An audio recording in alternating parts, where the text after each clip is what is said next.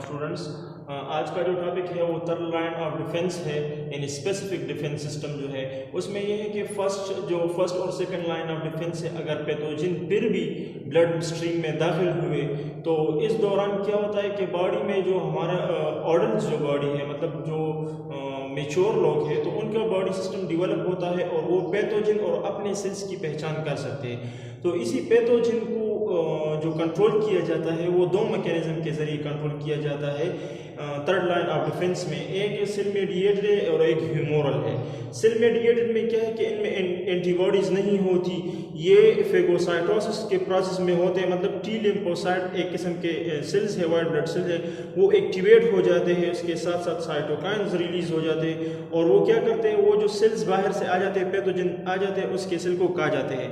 दूसरा क्या होता है कि ह्यूमोरल एक मेथड है, उसमें क्या होता है कि एक्स्ट्रा सेल्युलर बॉडी फ्लूइड, यानी बॉडी के जो सेल्स है उसके बाहर जो फ्लूइड होते हैं उसमें क्या होते हैं, एंटीबॉडीज, कॉम्प्लीमेंट और प्रोटीन मॉलिक्यूल होते हैं जो कि क्या करते हैं, इसी पैथोजन को खा जाते हैं। तो ये दो तरीके इसमें इन्वॉल्व है। अच्छा, अब लिम्फोसाइट में फिर टू टाइप ऑफ लिम्फोसाइट्स है। एक टी लिम्फोसाइट्स है जो कि क्या करते हैं, मैक्रोफेज के साथ मिलकर पैथोजन को कंट्रोल करता है, और दूसरा जो है बी लिम्फोसाइट या बी सेल्स है जो कि क्या करते हैं, ह्यूमोरल जो फ्लूइड है उनके जरिए से रिस्पॉन्स देते हैं और ऑर्गेनिज्म को पैथोजन को मार देते हैं। अब मोनोसाइट्स के बारे में जो हमने थोड़ा बहुत पहले पढ़ा था कि monocyte stem cell bone marrow में प्रिपेयर होते हैं, फिर उसे ब्लड में शामिल होते हैं, कुछ वक्त के लिए ब्लड में सर्कुलेट करते हैं, लेकिन बाद में जब टिश्यू में दाखिल हो जाते हैं तो उनसे मैक्रोफेजेस बनते हैं। और इन मैक्रोफेजेस का काम दो तरीके का है, एक तो इम्यूनिटी है, दूसरा इन्फ्लेमेशन, जो पिछले लेक्चर में हमने पढ़ा था कि इन्फ्लेमेशन खुद एक डिफेंस सिस्टम का काम करता है।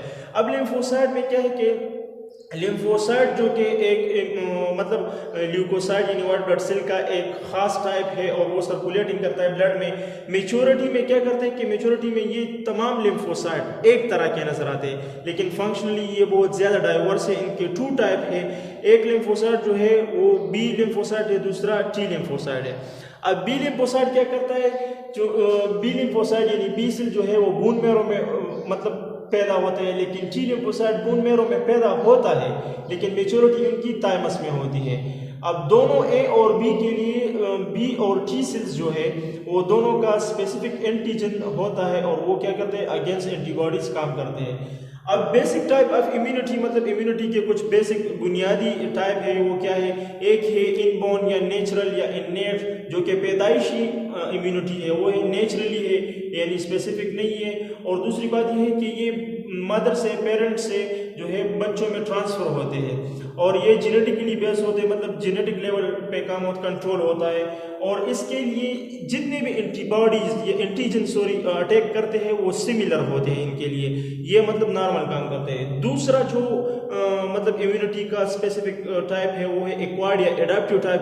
तो ये टाइम के साथ या मतलब इन्फेक्शन के साथ जो है लाइफ के दौरान क्या होता है कि डेवलप हो जाता है। यहाँ पर अगर आप देखें तो अगर कोई मतलब इन्फेक्शन आ जाता है, माइक्रोब आ जाते हैं, तो उनके अगेंस्ट बॉडी इस तरह अपने आप को डेवलप करती है इम्यून को कि वो उसके अगेंस्ट काम करते हैं। अब क्या है कि प्रोटेक्टिव लिम्फोसाइट है वो मतलब इस तरह प्रोड्यूस हो जाते हैं कि वो इनएक्टिवेट एंटीजन और इसके साथ साथ जो है इन्फेक्शन को कंट्रोल करते हैं। और थर्ड जो है इस एडाप्टिव जो सिस्टम है उसको इस तरह डेवलप कर देता है ये प्रोटेक्टिव लिम्फोसाइट्स कि वो क्या करते हैं, फर्दर बाद में जो है डिजीज के अगेंस्ट काम करता है।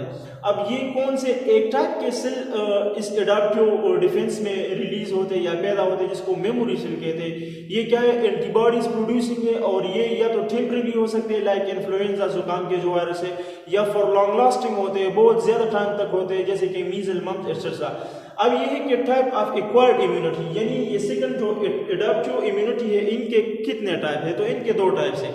एक टाइप है एक्टिव, तो एक्टिव में क्या होता है कि ये ज्यादा वक्त तक काम करता है, इसमें एंटीबॉडीज प्रोड्यूस होती है और इसके डेवलपमेंट के तीन मेथड है। या तो ये है कि डिजीज के अगेंस्ट ये डेवलप होता है, या क्या होता है कि एक वैक्सीन पोलियो के अगेंस्ट यूज होता है।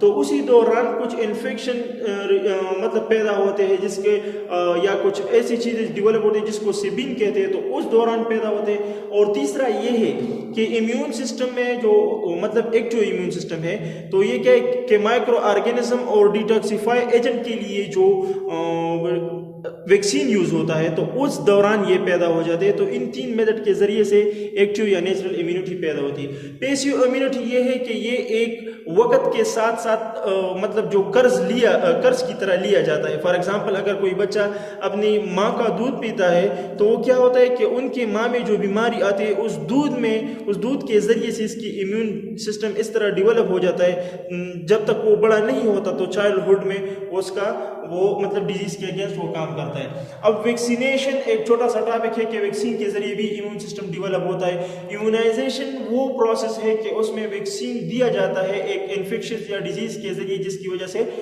इम्यून डेवलप होता है। अब वैक्सीन क्या है? वैक्सीन असल की वेकस से निकला है, और ये कोपस जो गाय है उनमें एक डिजीज है जिसको कोपॉक्स कहते हैं। कोपॉक्स और स्मॉल पॉक्स दोनों सिमिलर साइज ऑफ वायरसेस है। अगर कोपॉक्स की डिजीज कंट्रोल हो जाती है एक वैक्सीन से, तो लाजमी बात है कि उससे स्मॉल पॉक्स भी मतलब कंट्रोल हो जाती है। अब वैक्सीन की डिफिनीशन क्या है? Vaccine basically immunobiological substances which produce specific protection against disease। एक डिजीज के अगेंस्ट स्पेसिफिक मतलब जो रोकथाम पैदा करता है बायोलॉजिकल सब्सटेंसेस, तो उसको वैक्सीन कहते हैं। ये एंटीबॉडीज और इम्यून सिस्टम को स्टिमुलेट करते हैं। वैक्सीन प्रिपरेशन किससे होता है? वो ऑर्गेनिज्म जो जेनेटिकली मॉडिफाइड हो, लिविंग हो, या इनएक्टिव और किल ऑर्गेनिज्म से भी हो सकते हैं, या कुछ प्लांट एनिमल उसके सेल से एक्सट्रैक्शन की जाती है, तो उसके जरिए या उसकी कम्बिनेशन, इन तमाम चीज़ों के जरिए से वैक्सीन तैयार होते हैं। अब क्या है कि जितनी भी रेट ऑफ डेथ ज़्यादा होती है, तो मतलब ट्रीटमेंट के लिए हमें प्रिवेंशन के लिए हमें इम्यून सिस्टम की रिक्वायरमेंट होती है। तो इम्यूनाइजेशन क्या होती है? ये एक मतलब मेडिसिन, प्रोटेक्टिव मेडिसिन में एक सक्सेसफुल प्रोसेस है जो कि बहुत वक्त तक काम करते हैं। अब क्या है कि वैक्सीनेशन का बहुत सारा मतलब बहुत इफेक्शन है, बहुत असर होता है पब्लिक में। बहुत सारे लोग, मिलियन ऑफ लोग जो है साल में मतलब जो है बच जाते हैं वैक्सीन के जरिए से। Thank you.